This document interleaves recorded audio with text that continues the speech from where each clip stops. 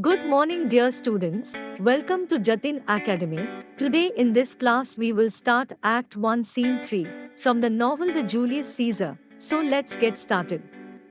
कास्का और सिसेरो रोम की एक सड़क पर मिलते हैं। कास्का एक्साइटेड लगता है और सिसेरो उससे पूछता है कि क्या वह सीजर को घर ले आया है। सिसेरो सोचता है कि कास्का बेदम और घूर क्यों रहा है। कास्का ने उन असामान्य घटनाओं का वर्णन किया है जो उसने देखी है। उनकी तुलना शक्तिशाली तूफानों और नेचुरल घटनाओं से की है। वह आकाश से आग गिरते हुए देखने का उल्लेख करता है और मानता है कि या तो देवताओं के बीच संघर्ष है या दुनिया के अहंकार ने उन्हें नाराज कर दिया है, जिससे ये विनाशकारी घटनाएं हुई। सिसेरो कास्का से पूछता है कि क्या उसने कुछ और भी असाधारण देखा। कास्का ने अपने द्वारा देखी गई और भी अजीब घटनाओं को याद किया, जिसमें एक गुलाम भी शामिल था जिसका हाथ बिना किसी नुकसान के आग पर था। शेर पर हमला किए बिना उसका सामना करना पड़ा। घबराई हुई महिलाओं को सड़कों पर चलते हुए पुरुषों को देखने का दावा करते हुए और दिन के उजाले में एक उल्लू को हूटिंग करते हुए देखा। कास्का का मानना है कि जब ये सुपरनैचुरल घटनाएं होती हैं, तो लोगों को उन्हें प्राकृतिक रूप से निग्लेक्ट नहीं करना चाहिए, बल्कि उन्हें अपने देश के आसन्न कयामत के संकेत के रूप में देखना चाहिए। सिसेरो स्वीकार करता है कि यह एक अजीबोगरीब समय है, लेकिन कास्का को याद दिलाता है कि लोग अक्सर अपने मन के अनुसार घटनाओं की व्याख्या करते हैं, भले ही उनका सही अर्थ कुछ भी हो। वह पूछता है कि क्या सीजर अगले दिन कैपिटल आने की योजना बना रहा है। कास्का कंफर्मेशन करता है कि सीजर कैपिटल में आने का इरादा रखता है और सिसेरो को सूचित करता है कि सीजर ने एंटनी को संदेश देने के लिए कहा था। सिसेरो ने परेशान आकाश में बाहर घूमने से बचने के अपने इरादे को एक्सप्रेस करते हुए कास्का को विदाई दी। कैसियस प्रवेश करता है और पूछता है कि वहाँ कौन है। कास्का खुद को रोमन के रूप में पहचानता है और कैसियस उसे अपनी आवाज से पहचानता है। कास्का कैसियस की उसे पहचानने की क्षमता की प्रशंसा करता है और वर्तमान रात के महत्व के बारे में पूछता है। कैसियस जवाब देता है कि यह ऑनेस्ट मैन के लिए एक प्लीजिंग रात है। कास्का सोचता है कि क्या किसी ने आकाश में ऐसे अशुभ संकेत देखे हैं। कैसियस का जवाब है कि जो लोग दुनिया की खामियों से वाकिफ हैं, वे इन स्वर्गीय संकेतों से हैरान नहीं हैं। वह खुलासा करता है कि वह सड़कों पर चला है, पूरी तरह से खतरनाक रात के संपर्क में है और यहाँ तक कि जब बिजली गिरती है तो वह निडर होकर उसके रास्ते में खड़ा होता है। कास्का आकाश को चुनौती देने में कैसियस के दुस्साहस पर सवाल उठाता है। उनका मानना है कि जब शक्तिशाली देवता उन्हें चकित करने के लिए भयानक संकेत भेजते हैं, तो लोगों का डरना और कांपना स्वाभाविक है। कैसियस रोमन से अपेक्षित जीवन शक्ति और भावना की कमी के लिए कास्का को क्रिटिसाइज करता है।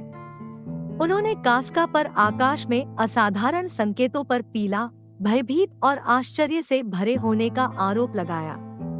कैसियस का पॉइंट ऑफ व्यू है कि अगर कास्का वास्तव में इन असामान्य घटनाओं के पीछे के कारणों पर विचार करता है, आग, भूत, जानवरों का असामान्य व्यवहार और प्राकृतिक व्यवस्था में अशांति, तो उसे एहसास होगा कि स्वर्ग ने इन संकेतों को भय और चेतावनी के साधन के रूप में भेजा है, जो एक प्रेजेंस का संकेत देता है, एक खतरनाक और राक्षसी राज्य की। कैसियस ने संकेत दिया कि वह एक ऐसे व्यक्ति की पहचान कर सकता है जो वर्तमान की हॉरर रात का प्रतीक है, जो कैपिटल में गड़गड़ाहट, बिजली, कब्रों को खोलने और शेर की तरह दहाड़ने में सक्षम है। कास्का या से अधिक शक्तिशाली नहीं होने के बावजूद कैसियस, यह आदमी पावरफुल और डरावना हो गया है, बहुत कुछ चल रही अजीब घटनाओं की तरह। कास्का सही ढंग से अनुमान लगाता है कि कैसियस जिस व्यक्ति को रेफरेंस करता है वह सीजर है। हालांकि कैसियस ने स्पेसिफिक पहचान को रिजेक्ट कर दिया, इस बात पर बल दिया कि यह कोई भी हो सकता है। वह कमेंट करता है कि रोमनों के पास आज शारीरिक शक्ति और उनके पूर्वजों के समान शरीर है, लेकिन उनका दिमाग कमजोर और आज्ञाकारी हो गया है। कैसियस का मानना है कि वे अपनी माताओं की आत्माओं द्वारा शासित होते हैं, जिसका अर्थ है कि उनमें अपने पिता द्वारा प्रदर्शित मुखरता और बहादुरता की कमी है। उनका सुझाव है कि उनकी अधीनता और सहनशीलता एक फेमिनिन गुण को दर्शाती है। कास्का ने कैसियस को सूचित किया कि अगले दिन सीजर को राजा घोषित करने के लिए सीनेटरों के बीच बात हो रही है। सीजर अपना मुकुट इटली को छोड़कर हर जगह धारण करेगा। कैसियस ने घोषणा की कि वह जानता है कि वह अपने खंजर का उपयोग कहाँ करेगा। उनका मानना है कि खुद को बंधनों से मुक्त करके वह खुद को अपनी दमनकारी स्थिति से मुक्त कर लेंगे। उन्होंने देवताओं को संबोधित करते हुए कहा कि वे कमजोरों को मजबूत बनाते हैं और अत्याचारियों को पराजित करते हैं। कैसियस का मानना है कि कोई भी पत्थर का टावर, पीतल की दीवारें, वायुहीन कालकोठरी या मजबूत लोहे की जंजीर किसी की आत्मा की ताकत को रोक नहीं सकती है। जीवन जब दुनिया की बाधाओं से थक जाता है, हमेशा खुद को समाप्त करने की शक्ति रखता है। कैसियस का दावा है कि अगर वह इस सच्चाई को समझ लेता है तो पूरी दुनिया भी इसे जान जाती है। वह दावा करता है कि अत्याचार का वह हिस्सा जो वह सहन करता है उसकी खुशी पर हिल सकता है। अत्याचारी शासन के खिलाफ विद्रोह करने की उसकी इच्छा का संकेत देता है। कास्का कैसियस से सहमत है, जिसमें कहा गया है कि वह भी खुद को मुक्त करने की शक्ति रखता है। उनका मानना है कि प्रत्येक गुलाम व्यक्ति के पास अपनी कैद से मुक्त होने की शक्ति अपने हाथों में होती है। कैसियस सवाल करता है कि सीजर को अत्याचारी क्यों बनना चाहिए। उनका मानना है कि सीजर अपने खराब फैसले में रोमनों को भेड़ की तरह जेंटल और हम्बल देखता है, जिससे वह खुद को भेड़िया के रूप में देखता है। कैसियस का पॉइंट ऑफ व्यू है कि यदि रोमन कमजोर नहीं होते तो सीजर खुद को शेर नहीं मानता। वह रोम की तुलना बेकार और गंदे कूड़ेदान से करता है, जो सीजर के रूप में घृणित किसी की महिमा करने के लिए आधार सामग्री के रूप में कार्य करता है। हालांकि कैसियस को पता चलता है कि वह इन विचारों को एक इच्छुक दास के सामने बोल रहा होगा। इस एहसास के बावजूद वह कहता है कि वह तैयार है और आने वाले खतरों के प्रति उदासीन है। ब्रूटस कास्का से एक तरफ बात करता है, यह स्वीकार करते हुए कि कास्का गपशप करने वाला या अफवाहें फैलाने वाला कोई नहीं है। वह कास्का की ओर अपना हाथ बढ़ाता है और उससे कहता है कि वे अपनी शिकायतों के समाधान की तलाश में उसके साथ एकजुट हों। ब्रूटस ने इन मुद्दों से निपटने के लिए अपनी अटूट कमिटमेंट की घोषणा की, ऐसा करने में किसी और के प्रयासों से मेल खाने की कसम खाई। कैसियस कन्फर्मेशन करता है कि उनके बीच एक समझौता हो गया है। वह कास्का को सूचित करता है कि उसने पहले से ही कुछ सबसे महान दिमाग वाले रोमनों को एक महत्वपूर्ण और खतरनाक प्रयास में शामिल होने के लिए राजी कर लिया है। कैसियस ने खुलासा किया कि वे पॉम्पी के पोर्च में उसका इंतजार कर रहे हैं। वह वर्तमान रात को हॉरिफाइंग बताते हैं। सड़कों पर किसी तरह की गतिविधि के निशान नहीं थे, कोई भी व्यक्ति नजर नहीं आ रहा था। वह वातावरण की तुलना उनके कार्य की प्रकृति से करता है, जो ब्लडशेड, आग और आतंक से भरा है। ब्रूटस कास्का से पास रहने का आग्रह करता है क्योंकि कोई जल्दबाजी में आ रहा है। कास्का व्यक्ति को उसके चलने के तरीके के आधार पर सिन्ना के रूप में पहचानता है और पुष्टि करता है कि वह एक मित्र है। सिन्ना दृश्य में प्रवेश करता है। सिन्ना कास्का से पूछता है कि वह कहाँ भाग रहा है। कास्का जवाब देता है कि वह सिन्ना को खोज रहा है और सोचता है कि क्या आने वाला व्यक्ति मेटलिस सिम्बा है। सिन्ना स्पष्ट करता है कि यह कास्का स्वयं है, जो उनकी साझा योजनाओं में शामिल है। सिन्ना रात की भयानक प्रकृति पर अपनी राहत और टिप्पणी व्यक्त करता है। उन्होंने उल्लेख किया है कि उनमें से कुछ ने असामान्य घटनाएं देखी है। क्यास्का पूछता है कि क्या वह एक्सपेक्टेड है, जिससे सिन्हा पुष्टि करता है कि वह है। सिन्हा तब कैसियस के लिए अपनी इच्छा व्यक्त करता है कि वह नोबल ब्रूटस को उनके कारण में शामिल होने के लिए राजी करे। कैसियस सिन्हा को संतुष्ट होने का आश्वासन देता है और वह उसे एक कागज देता है। कैसियस ने सिन्हा को निर्देश दिया कि वह पेपर को प्राइटर की कुर्सी पर रखे, जहां ब्रूटस उसके सामने आएगा, और एक और पेपर ब्रूटस की खिड़की में फेंक देगा। वह उसे पुराने ब्रूटस की मूर्ति पर मोम के साथ कागज चिपकाने के लिए भी कहता है। एक बार जब सिन्हा इन कार्यों को पूरा कर लेता है तो उसे पोम्पी के बरामदे में जाना होता है, जहां वे मिलेंगे। कैसियस पूछता है कि क्या डेसियस ब्रूटस और ट्रेबोनियस मौजूद हैं, और सिन्हा ने उसे सूचित किया कि मेटिलस सिम्बर को छोड़कर हर कोई वहां है, जो अपने घर पर कैसियस की तलाश में गया है। सिन्हा कैसियस के निर्देशों का पालन करने के लिए तैयार हो जाती है। कैसियस अपने पिछले कार्यों को पूरा करने के बाद सिन्हा को पोम्पी के थिएटर जाने का निर्देश देता है। कैसियस और कास्का सुनरीसे से पहले ब्रूटस से मिलने उसके घर जाने की योजना बनाते हैं। कैसियस का मानना है कि उनके पास पहले से ही 3/4 ब्रूटस का सपोर्ट है और अपनी अगली मीटिंग में वे उसे अपने कारण में शामिल होने के लिए पूरी तरह से मना लेंगे। कास्का स्वीकार करता है कि ब्रूटस को लोगों द्वारा अत्यधिक माना जाता है और कोई भी कार्रवाई जो उनके लिए एग्रेसिव लग सकती है, ब्रूटस की प्रतिष्ठा के कारण पुण्य और सराहनीय के रूप में देखी जाएगी। Summary of act 1 scene 3। इस दृश्य में कास्का और सिसेरो रोम की एक सड़क पर मिलते हैं। कास्का सिसरो को अपने द्वारा देखी गई असामान्य घटनाओं के बारे में बताता है, जिसमें आग के साथ तूफान, जलते हुए हाथ वाला एक दास और शहर में अजीब जगह शामिल है। वे इन घटनाओं के आसन्न कयामत के संकेत होने की संभावना पर चर्चा करते हैं। कास्का ने सिसेरो को सूचित किया कि सीजर अगले दिन कैपिटल जाएगा। सिसरो के जाने के बाद कैसियस प्रवेश करता है और कास्का की आवाज को पहचानता है। वे अशुभ रात और रोम की स्थिति पर चर्चा करते हैं। कैसियस सीजर को राजा बनाने की योजना बनाने के लिए सीनेट्रो की आलोचना करता है, जबकि कास्का सीजर की बढ़ती शक्ति के अपने डर को प्रकट करता है। वे सहमत है कि सीजर को अत्याचारी नहीं बनना चाहिए और उसके खिलाफ समर्थकों को इकट्ठा करने की अपनी योजना पर चर्चा करनी चाहिए। ब्रूटस, एक अन्य साजिशकर्ता, प्रवेश करता है और उनकी बातचीत में शामिल होता है।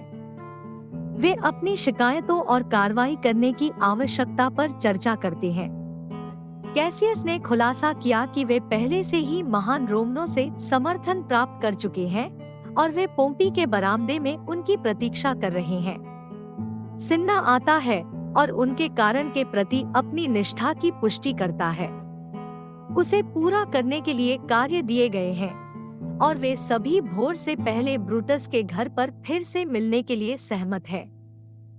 यह दृश्य कैसियस के साथ समाप्त होता है, जिसमें ब्रूटस पर जीत हासिल करने का विश्वास व्यक्त किया जाता है और उनका विश्वास है कि सीजर के खिलाफ कार्रवाई करने के बाद लोग उनके कारण का समर्थन करेंगे।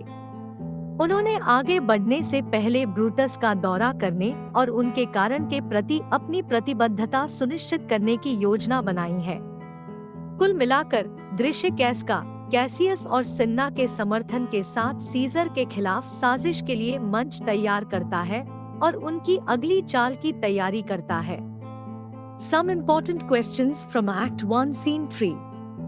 Question 1. Why is Kaska breathless and staring? Answer. Kaska is breathless and staring because he has witnessed unusual and alarming events, causing him to be shaken and surprised. Question 2. What unusual events has Kaska witnessed tonight?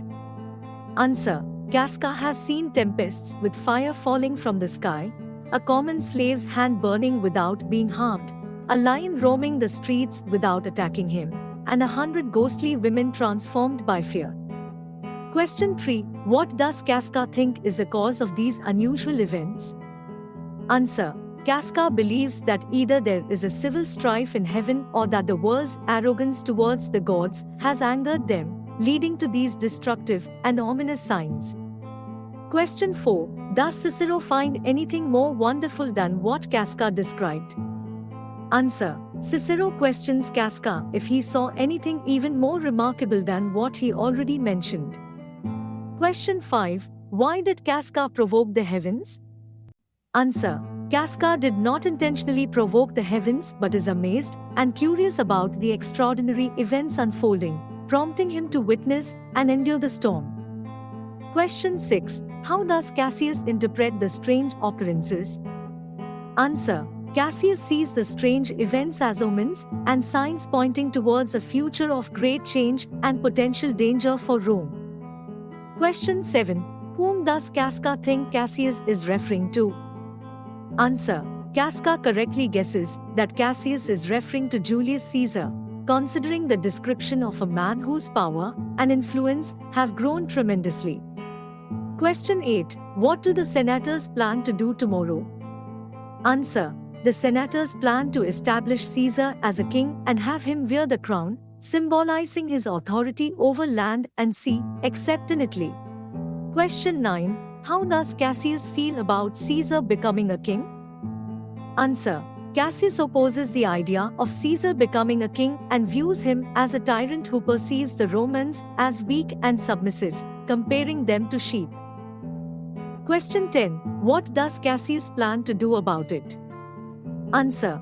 Cassius intends to take action against Caesar's ascent to power by gathering noble-minded Romans for a dangerous and honorable enterprise. Question 11. Why does Cassius believe Caesar would be a tyrant? Answer. Cassius believes Caesar would become a tyrant because he sees the Romans as submissive and easily controlled, like sheep, and believes that Caesar's hunger for power would lead to oppression. Question 12. Who overhears Cassius and Casca's conversation? Answer. Brutus overhears Cassius and Casca's conversation and expresses his willingness to join their cause for redress against the grievances they perceive. Question 13. What does Brutus say to Casca? Answer. In an aside, Brutus assures Casca that he can confide in him, and he pledges his support by offering his assistance in their cause. Question 14. What is Cinna's role in their plan? Answer. Cinna is assigned the task of delivering and placing important papers in strategic locations, such as the praetor's chair and on Brutus' statue, as part of their plan. Question 15. Where are they supposed to meet? Answer. They plan to meet in Pompey's porch, where other noble-minded Romans are already waiting for Cassius. Question 16. Who is missing from their group? Answer. Metellus Cimber is missing from their group, as he went to seek Cassius at his house. Question 17. What does Cassius suggest Cinna do with the paper? Answer. Cassius instructs Cinna to place the paper in the praetor's chair and throw another paper into Brutus' window, ensuring they are discovered by Brutus. Question 18. What is their next plan? Answer. After Cinna completes his tasks, they plan to gather at Pompey's theatre, as the night's atmosphere aligns with the bloody and fiery nature of their intended undertaking. Question 19. How do they plan to win Brutus over? Answer. Cassius and the others plan to appeal to Brutus' sense of duty, honor, and his concern for Rome's well-being in order to convince him to join their cause against Caesar. Question 20. When do they intend to visit Brutus? Answer. They intend to visit Brutus at his house before daybreak, knowing that he holds a significant place in the hearts of the people, and they believe they can secure his support. Thank you for taking the time to listen to this content. If you found it valuable, please consider giving it a like and sharing it with others. Also, don't forget to hit the subscribe button on my YouTube channel to stay updated on future content. Your support means a lot to me. Thank you.